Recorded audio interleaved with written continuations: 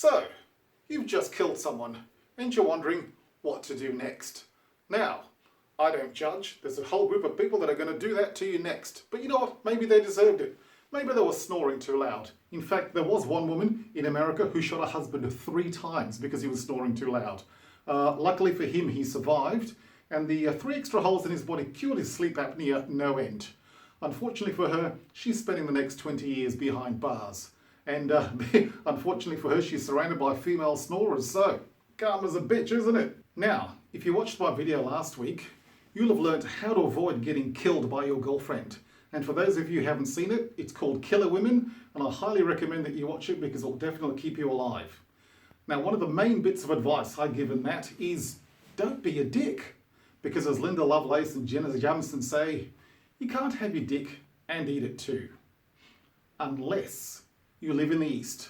Because there are parts of the world there where you can do that. In fact, you can eat ox penis. And as you can see from the price tag, it's quite cheap.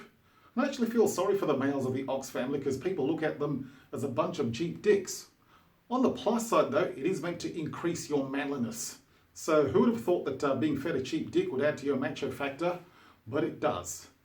Unless you're George Takei of Star Trek fame, he tried the kangaroo version and the taste of that dick put him off so much that apparently he's gone straight. That's a rumour, I'm sure. For my heterosexual female friends who don't want to miss out on this dick feast extravaganza, your recommendation is either yak or donkey. Now, apparently they're both rich in collagen and improve the elasticity of your epidermis. So you know how guys have been telling you for years, come on babe, it's good for your skin. Apparently they weren't lying. Ladies, it is going to cost you between $30 to $40 a pop, so it's not cheap. But women in the East will actually pay to eat dick. There's men in the West going, I live in the wrong hemisphere, clearly. I digress. So, back to your dilemma. You've committed a crime of passion and you're dragging a dead body and you realise these things are heavy and they stink and they're kind of hard to get rid of. Don't, as a man in the UK discovered, do this particular scenario. This is a guy who had already been to prison for, for robbing a bank dressed as a woman. And as he fled the scene of the crime, he dropped his handbag, which happened to contain his photo ID, his phone, and a pearl necklace. So cops caught up to him fairly easily. And the thing was, they managed to return the handbag and the dress to the original owner. But at this particular point in time, they haven't discovered the owner of the pearl necklace because no woman has come forward. But apparently several men did. This guy goes around to his friend's place. Things get out of hand, as they do. And he fatally chokes his friend to death.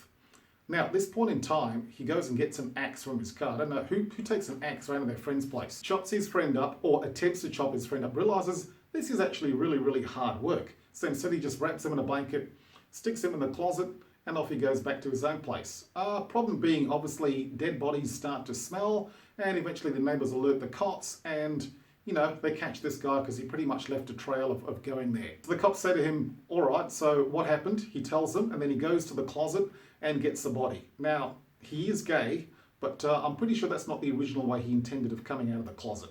On another occasion, the neighbours called the cops on this particular guy because what happened is he had killed his girlfriend in the apartment and he'd run off, and the neighbours heard the whole entire thing, so they called the cops.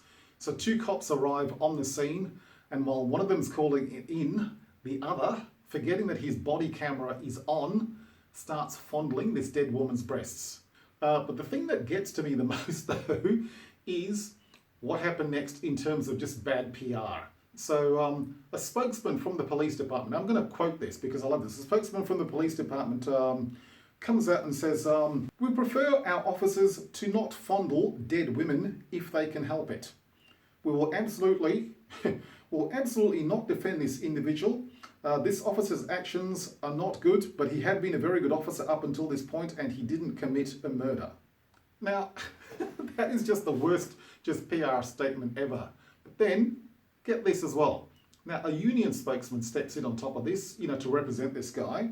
And this is what he said. The woman was said to be quite attractive, and this may have contributed to the officer's actions on discovering her. That is just a fail all round. My favourite attempt to deal with a dead body is a man who murdered his friend and then asked his iPhone, what to do next. Now, in the past, I have, for a bit of fun, said to Siri, I've said, I want to kill someone. And Siri has then replied, the nearest mental hospital is, and give me a list of options. But on this particular occasion, when this guy asked about, where to dump a dead body, Siri gave him 5 different options. Then the maps on his phone show him going to the location. And then on top of that, his phone records that he used his flashlight 9 times on that particular night and then took pictures. And this just absolutely stuns me. But no credit, because he told Apple the whole entire thing, and then Apple told the cops. So here's a tip to you murderers. Switch off your phone before, during, and after the murder. You know what, on top of that, just simply leave the body where you killed it in the house and then go home. Because these days, with COVID-19, everyone will just simply assume that that person is self-isolating, so the body won't be discovered for weeks. And then when the body is discovered, they'll just assume that he died because of the virus. It's the perfect crime. All right, folks, now, here are my main tips. All right, just in general about this whole entire murder thing. So, tip number 1. Don't kill anyone you know, all right? Because 97.3% of murder victims know the person who killed them. And even if you switch off your phone, and even if you do some kind of magic trick and disappear the body, the cops are still going to come around and keep knocking on your door, and they're going to keep knocking and knocking and knocking until you confess, okay? So, don't kill anyone you know. My second tip is bury the body deep. The deeper the better. See, what you got to understand about dead bodies is a dead body stinks. Like, the body releases a lot of unpleasant gases, your body bloats, and it can sometimes even explode. Which is why a lot of cultures bury people within 24 hours of them dying. Because, let's face it, no one wants to end up wearing grandma after she's passed away. So, bury the body deep, all right? 6 feet under, which is where that expression comes from.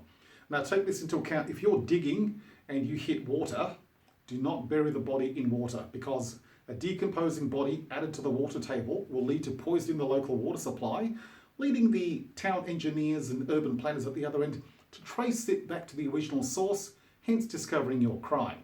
All right, also take this into account. If you don't bury it deep enough, scavengers will come across it, thereby exposing the body as well. Now, take this other thing into account. The police have specifically trained sniffer dogs.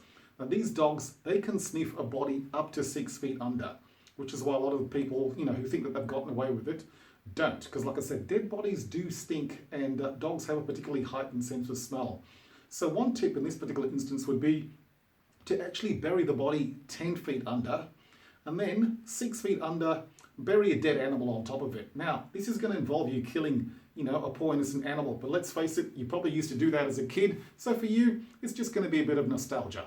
So you bury your body 10 feet under, you bury the animal 6 feet on top. What happens is the sniffer dogs locate a smell, and then when the cops get to the dead dog, they just go, oh, okay, it's obviously just a dead animal, and they move on. All right, and there you go. That's how to get away with that one. My third and ultimately best tip is don't kill anyone. I mean, I know relationships can be, messy and irky and, just the whole entire thing sucks. But you know what? It's cleaner than murder. And anyway, 1, you don't have to deal with prison rape. And 2, which is even more important, you don't have to deal with prison food. So men, and I'm talking to you because unfortunately we murder more, order a sex worker. Get some snacks, get a few beers, get it out of your system. Because you know what? Being happy alone is better than being miserable together. All right, and that's my best tip for you. So excuse me, because I now have to go and break up with my girlfriend. Wish me luck.